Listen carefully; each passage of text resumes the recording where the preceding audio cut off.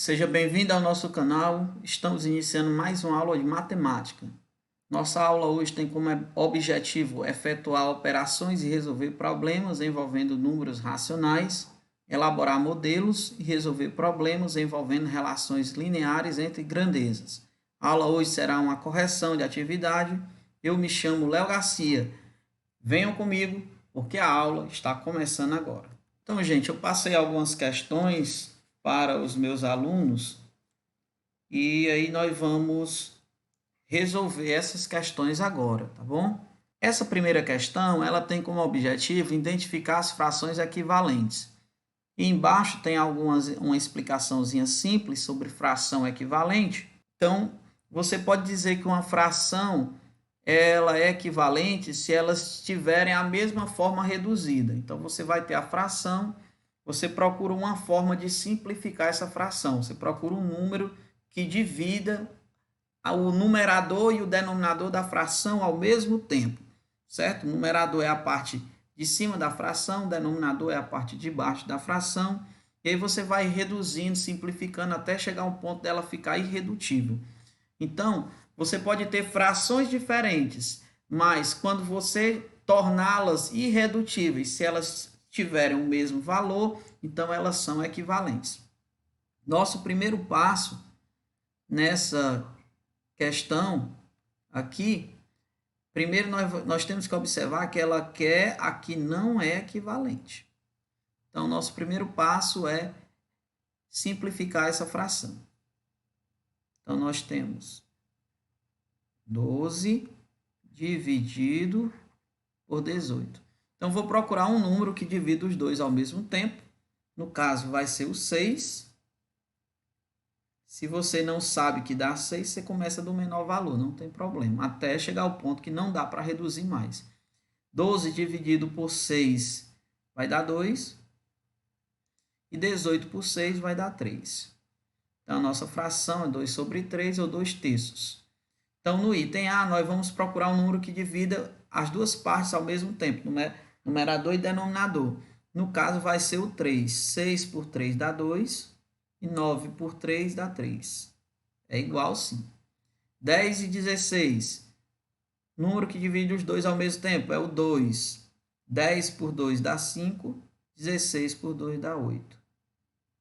Veja que aqui já está diferente. Então, nós já encontramos uma. Vamos ver se a gente tem mais dessa forma. 4 e 6, que divide os dois ao mesmo tempo. 2. 4 por 2 dá 2. 6 por 2 dá 3. 8 e 12, um número que divide os dois ao mesmo tempo. 4. 8 por 2 dá 2. 8 por 4 dá 2. E 12 por 4 dá 3. Então, veja que apenas um item não é equivalente a 12 sobre 18, no caso, o item B.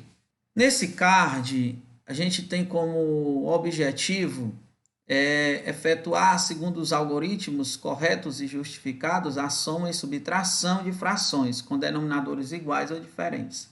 Aí ele diz: as Vingadoras Capitã Marvel e Feiticeira Escarlate irão fazer uma viagem em uma missão para combater terroristas interestelares em um lugar remoto do globo terrestre, onde passarão 60 dias. Elas descobriram que usam a mesma marca de shampoo. Uma disse: eu gasto um frasco desse shampoo em 10 dias. A outra disse: já eu uso um em 20 dias. Então vejamos a questão. Elas combinaram de usar conjuntamente cada frasco de shampoo que levarem. Então, qual o número mínimo de frascos de shampoo que deverão levar para não ficarem sem shampoo, já que não terão onde comprar se acabar? Gente, aqui a gente precisa apenas analisar um pouco, porque a questão ela não é difícil, tá bom? A questão ela não é difícil. Vamos lembrar aqui, ó, que essa questão está nos dizendo que as mulheres passarão 60 dias. Então, o shampoo tem que dar para 60 dias, tá bom? E uma está dizendo que gasta um frasco em 10 dias e a outra está dizendo que gasta o frasco em 20 dias. Então, vejamos. Vamos observar. Então, vamos fazer aqui umas anotações. Veja que uma gasta um frasco em 60 dias. A outra gasta um frasco em 20 dias. Então, vamos analisar. O nosso total, nós não podemos esquecer, 60 dias. Bom? Então, o que a gente vai... A questão diz que uma gasta um frasco em 10 dias, né, gente? Não é 60 dias. Bom? Uma gasta o frasco em 10 dias. Se você dividir 60 por 10, você vai obter 6. Então, são 6 frascos que a primeira vai gastar nesses 60 dias. Se você dividir 60 por 20, você vai obter 3. Então, serão 3 frascos que a segunda gastará nesses 60 dias. Somando, ao todo, as duas gastarão 9 frascos, certo? A alternativa é questãozinha fácil, simples, que exige apenas um pouquinho de raciocínio, tá bom? Essa questão, ela tem como objetivo associar as frações a números decimais e vice-versa. Então, assim, para você tem uma fração, para você transformar em número decimal, é só você dividir o numerador pelo denominador e acabou a história, né? Então, uma questãozinha simples. Eu vou resolver essa questão de duas formas e aí você começa a trabalhar com aquela que você acha mais fácil. A primeira forma é você dividir 40 por 10. Então, 45 dividido por 10. Então, na realidade, vai dar um 4, né? 4 vezes 10 vai dar 40. 45 menos 40 vai dar 5. 5 não dá para dividir por 10. O que você vai fazer? Você vai colocar um zero aqui no resto. E vai colocar uma vírgula aqui no quociente. Então, você vai continuar a conta. 50 por 10 vai dar um 5. 5 vezes 10 vai dar 50. 50 menos 50 vai dar 0. Muito bem. Nós já obtemos a resposta. Alternativa A, 4,5. Poderíamos fazer isso aqui de uma outra forma? Sim, poderíamos fazer de uma outra forma.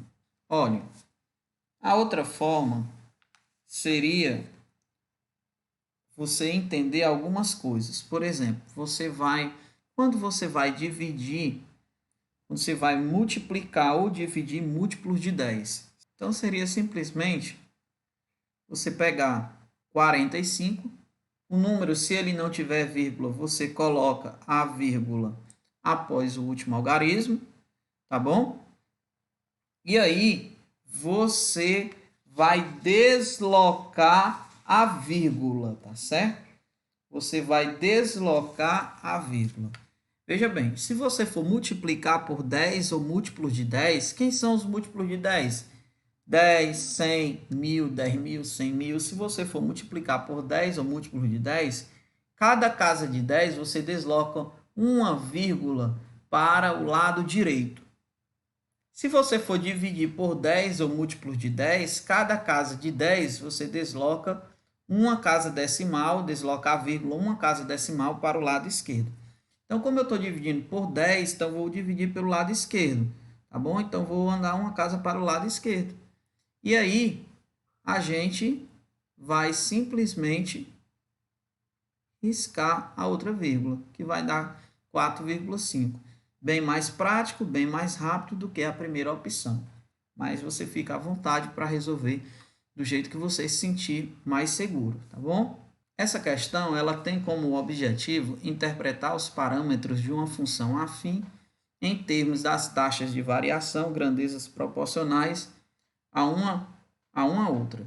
A questão ela diz assim: o percentual da população brasileira conectada à internet aumentou nos anos 2007 a 2011, conforme dados do grupo Ipsos. essa tendência de crescimento é mostrada no gráfico. Aí nós temos um gráfico que tem os brasileiros conectados à internet. Você tem que prestar atenção no título do gráfico.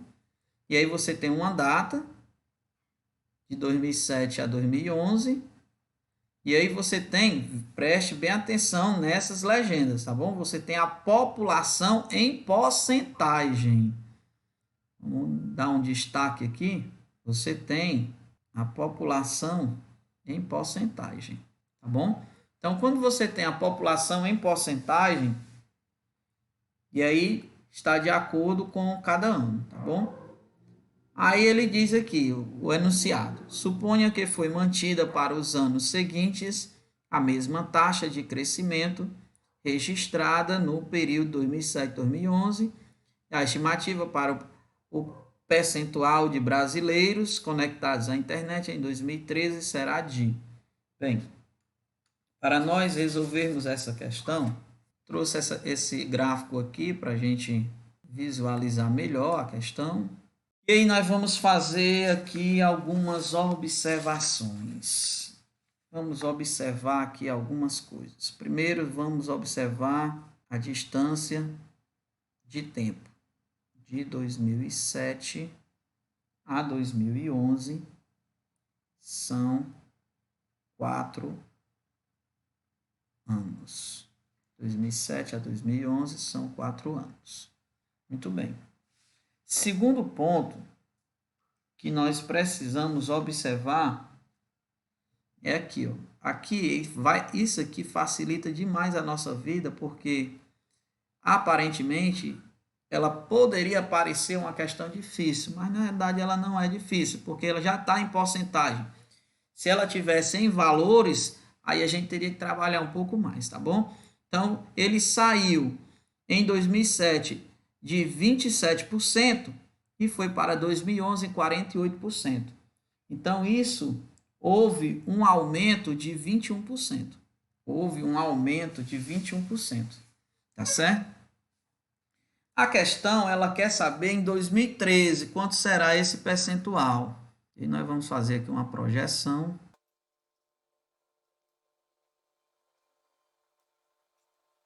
Vamos fazer uma projeção aqui, tá bom?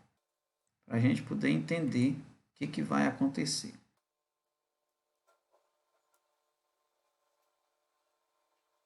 Em 2013 vai dar mais ou menos aqui.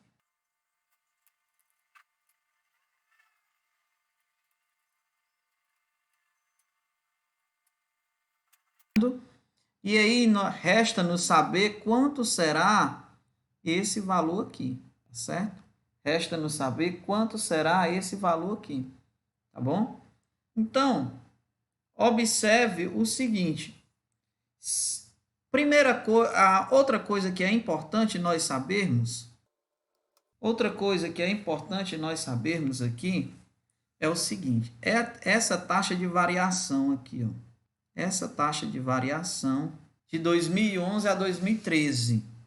Então, de 2011 a 2013, nós temos 2 anos. E aqui houve um aumento, cresceu 21% em 4 anos. Então, perceba que ele quer uma taxa na metade do tempo, certo? Então, nós vamos compreender que em 4 anos houve um crescimento de 21%. Em 2 anos, se continuar crescendo do mesmo jeito, vai crescer quanto?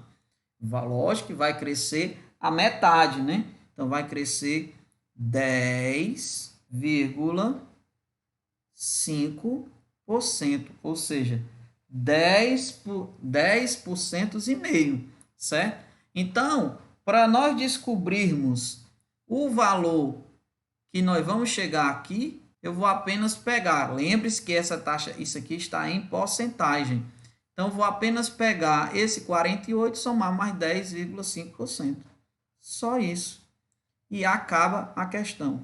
Então, 48% mais 10,5%, na realidade vai dar 58,5%, que é o que vai ser aqui, 58,5%, que foi o crescimento da taxa de 10,5%. Então, a alternativa correta é a alternativa B, 58,5%. Chegamos ao final e até a próxima oportunidade, se Deus quiser e permitir.